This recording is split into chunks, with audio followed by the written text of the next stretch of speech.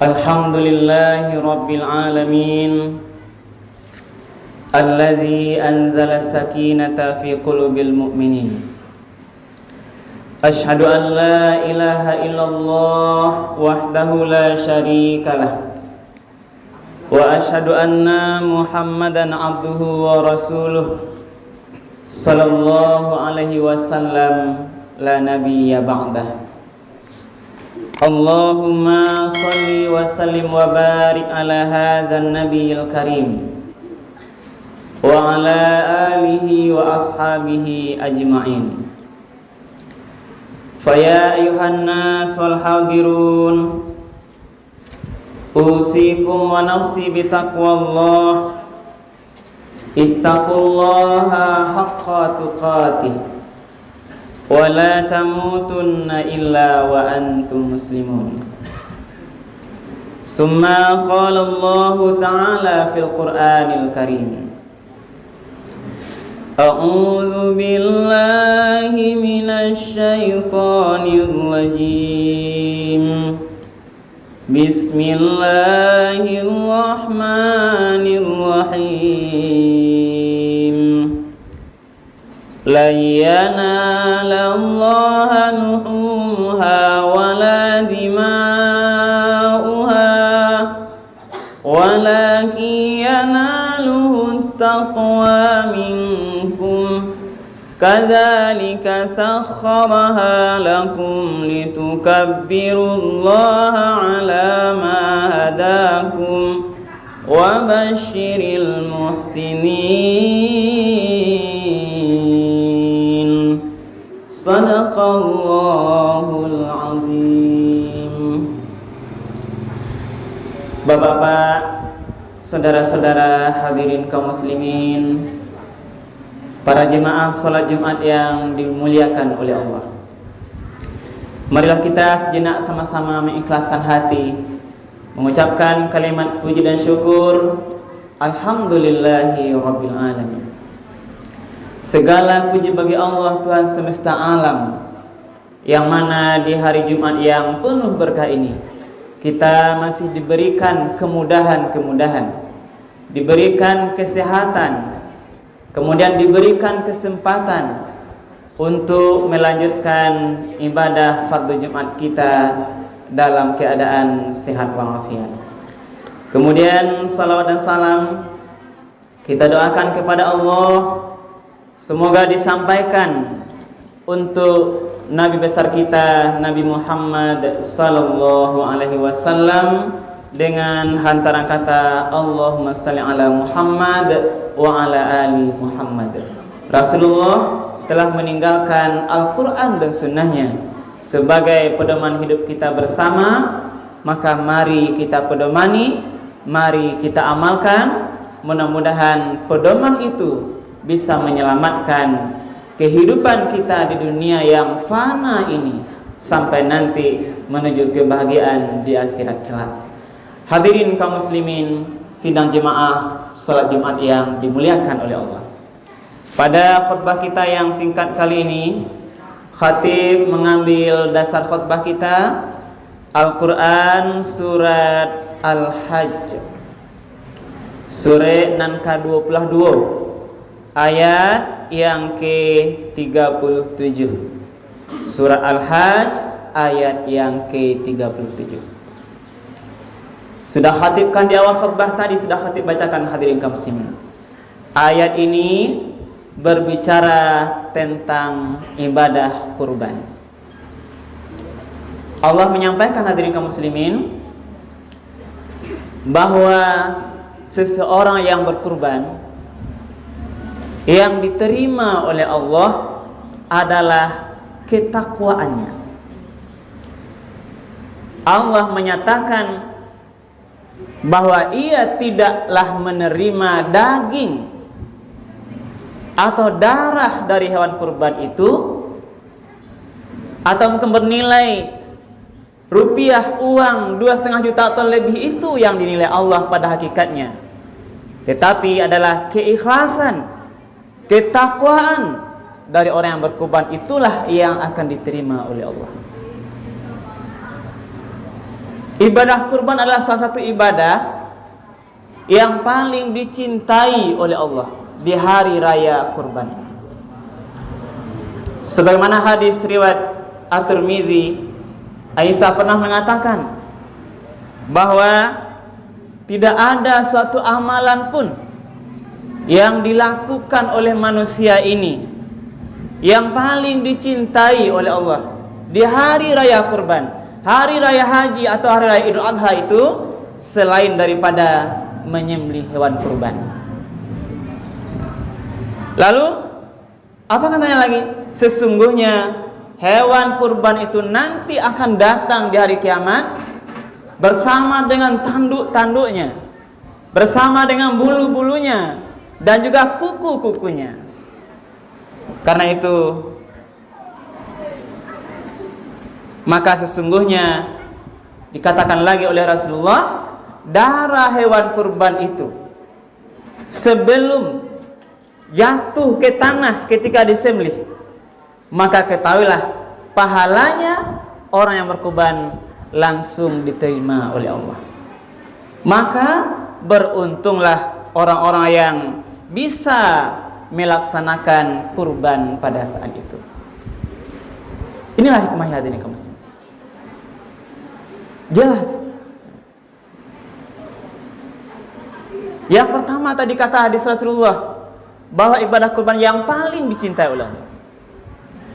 Yang kedua, nanti dia akan datang dengan kita sebagai kendaraan teman kita di akhirat kelak, lengkap dengan atribut yang ada melekat di badannya. Lalu pahalanya adalah pahala yang paling cepat, yang paling capek diterima oleh Allah.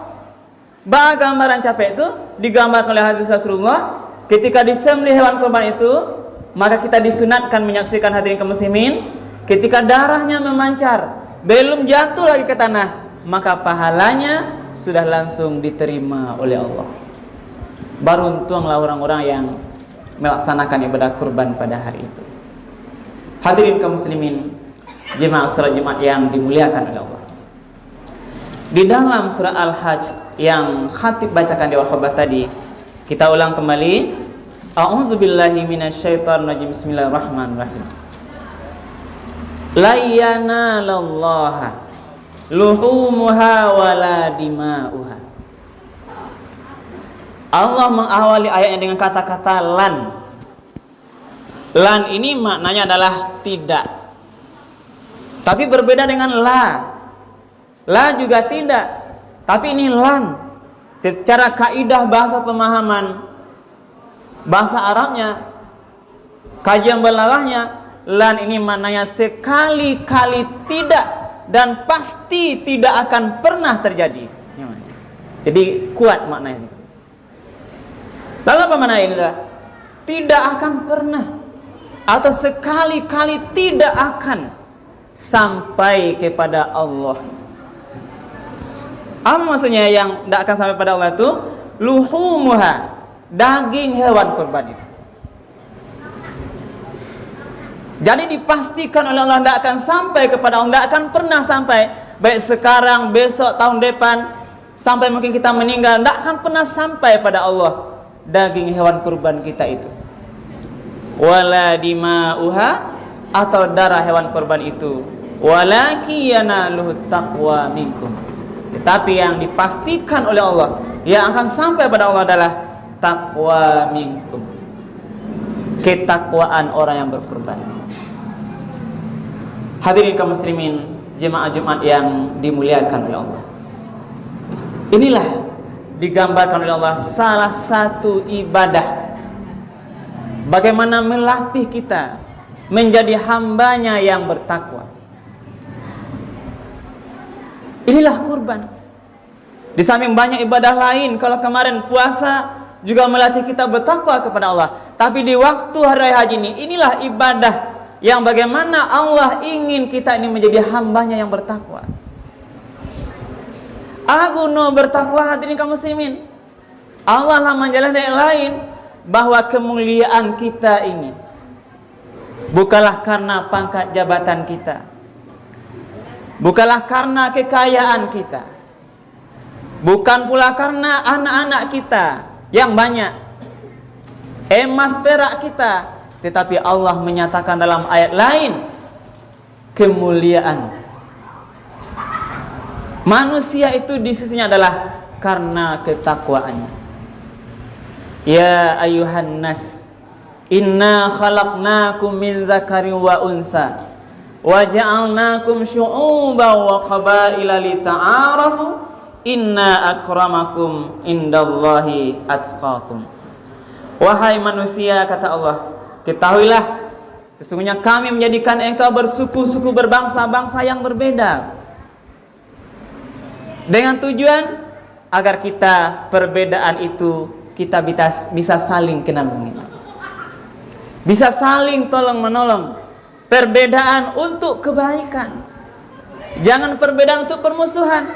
Termasuklah yang disampaikan tadi hadirin kaum muslimin, jangan jadikan perbedaan penetapan 1 Zulhijjah sebagai bahan permusuhan, tapi untuk menguatkan sebagai sebuah kekayaan pemahaman kita tidak boleh berpecah belah hadirin kaum muslimin. Tidak boleh saling menyalahkan.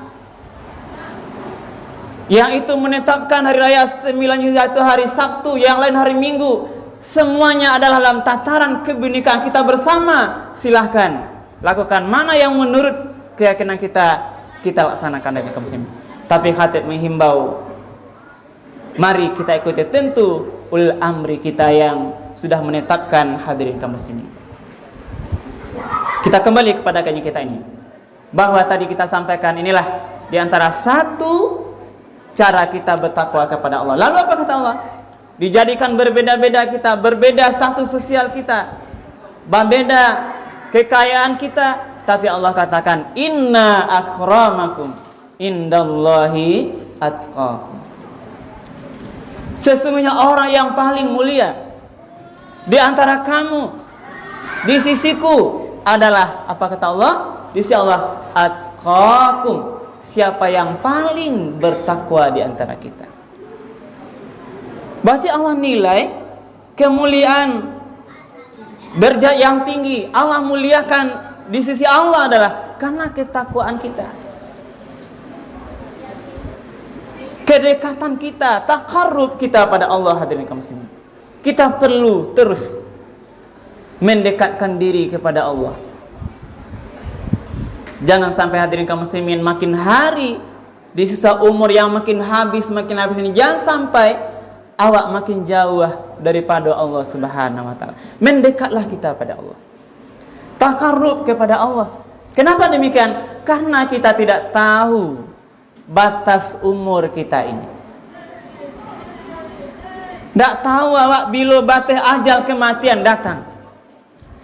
Tidak diberitahu oleh orang lain, tidak ada kita yang tahu kapan malaikat Israel akan datang mengambil nyawa kita. Hadirin kaum muslimin,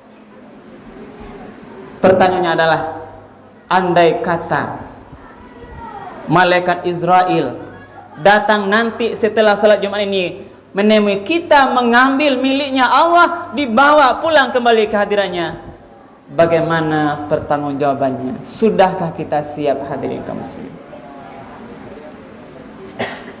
Itu harus tanya, taruh hadirin kaum muslimin, evaluasi diri kita, karena kematian itu pasti datangnya. Walikulli ummatin ajal, setiap yang bernyawa itu ada ajalnya. Fa iza jaa ajalu la yastakhiruna sa'atan wa la yastaqdimu. Awak kok sadonya ajalnya ado.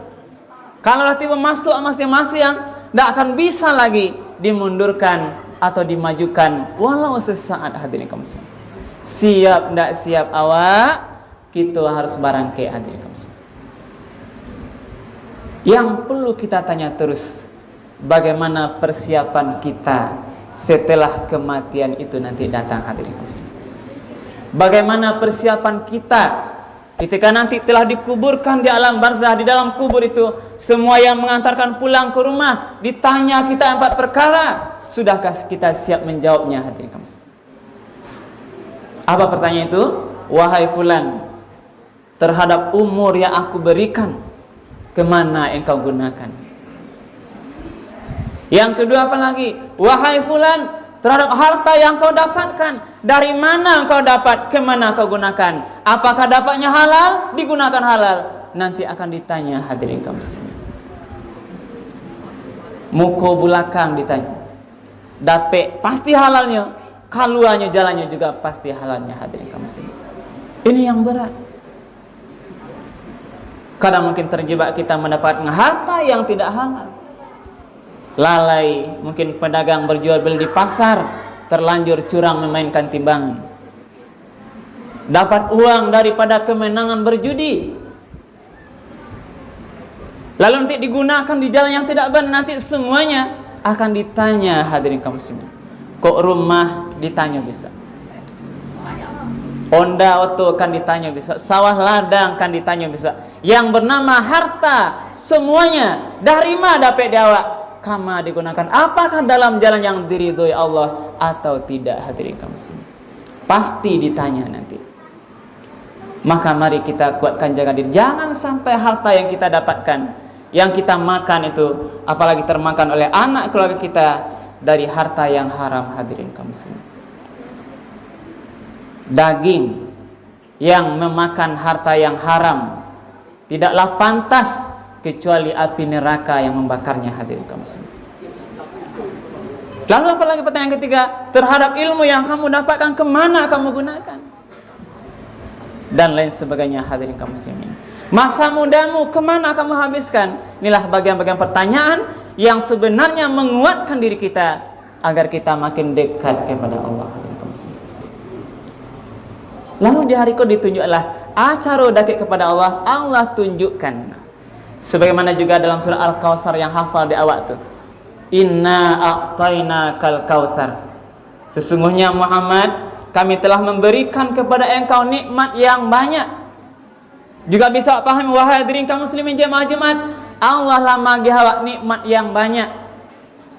Yang tak bisa kita hitung. Ditambahan 1, 2 nikmat tu tak bisa hadirin kaum muslimin. Wa in ta'uddu ni'matallahi la tusuha. Lalu mari kita akui nikmat itu. Lalu bagaimana caranya Allah majakan dengan di Allah beri nikmat yang banyak itu? Maka di surah 2 Pakaro, yang pertama fasalli li rabbika, salatlah ikhlas karena Tuhan. Sembahyang hadirin kaum muslimin. Maka tanda bersyukur pada Allah, salat kita harus lengkap. Ada subuhnya, ada zuhurnya, ada asarnya, ada maghribnya, ada isanya. Tidak boleh kurang hadirin kaum muslimin. Berarti ketika manusia pada dasarnya lalai solatnya, tidak mau solat subuh, tidak mau zuhur, saat itu dia adalah tergolong orang yang kufur nikmat kepada Allah Subhanahu wa taala. Lalu yang terakhir hadirin kaum muslimin, dengan nikmat Allah yang banyak itu, Allah katakan wanhar, maka berkurbanlah. Maka itulah sebagai tanda syukur kita kepada Allah. Kita ingin dekat pada Allah. Andai diberikan kelapangan rezeki tahun ini, mari kita ikhlaskan hati untuk berkorban kepada Allah. Mendaftar korban. Tapi andai kata kita belum punya kelapangan, mari terus memperbanyak amal lain dengan infak sedekah dan amal-amal lain hadirin kaum muslimin. Yang kita khawatirkan, sebuah hadis Nabi menyatakan, orang yang punya kelapangan rezeki, mangkana lahu sa'atun falam yudahi fala taqrabanna musallan. Siapa yang punya kelapangan rezeki tapi tidak mau dia berkorban, tidak terpancing mau korban dia, maka jangan dekati tempat solat kami, kata Rasulullah. Mudah-mudahan bermanfaat hadirin kaum muslimin. Perbanyak maaf, fa'tabiru ya ulil absar la'allakum turhamun.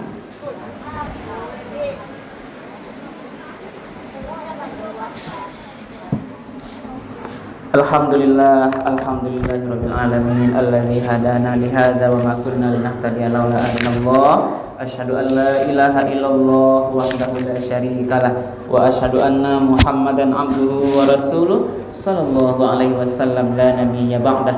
Allahumma shalli wa sallim wa barik ala hadzal nabiyil karim wa ala alihi wa ashabihi ajmain. Fa ya ayuhan nasul hadirun, usikum wa nafsi bitaqwallah, ittaqullaha haqqa tuqatih wa la tamutunna illa wa antum muslimun. Faqala Allah Ta'ala fil Qur'anil Karim, a'udzu billahi minasyaitonir rajim. Bismillahirrahmanirrahim. Wal 'asr innal insana lafi khusr illal ladzina amanu wa 'amilus sholihat wa tawashaw bil haqq wa tawashaw bis sabr. Demi masa, demi waktu yang terus berjalan dan berputar, sesungguhnya manusia-manusia itu benar-benar berada dalam kerugian. Kecuali yang tidak rugi orang-orang yang beriman, beramal soleh, kemudian mengingatkan dalam kebenaran dan mengingatkan dalam kesabaran. Innallaha malaikatahu yusholluna 'alan nabi ya ayyuhalladzina amanu sallu 'alaihi wa sallimu taslima. Allahumma shalli 'ala Muhammad wa 'ala ali Muhammad kama shallaita 'ala Ibrahim wa 'ala ali Ibrahim wa barik 'ala Muhammad wa 'ala ali Muhammad kama barakta 'ala Ibrahim wa 'ala ali Ibrahim fil 'alamin innaka Hamidum Majid. Allahumma fil mu'minina wal mu'minat wal muslimina wal muslimat al ahya'i minhum wal amwat. Allahumma fil lana dhunubana wa liwalidayna warhamhuma kama rabbawna shighara. Allahumma arinal haqqa haqqan warzuqna ittiba'ah wa arinal batila batilan warzuqna ijtinabah. Rabbana hab lana min azwajina wa dhurriyyatina qurrata a'yun waj'alna lil muttaqina imama. Rabbana atina fid dunya hasanah wa fil akhirati hasanah wa qina azabannar. Ibadallah, innallaha ya'muru bil 'adli wal ihsan wa ita'i dzil qurba wa yanha 'anil fahsya'i wal munkari wal baghi wa la dzikrullahi akbar. Aqimissalah.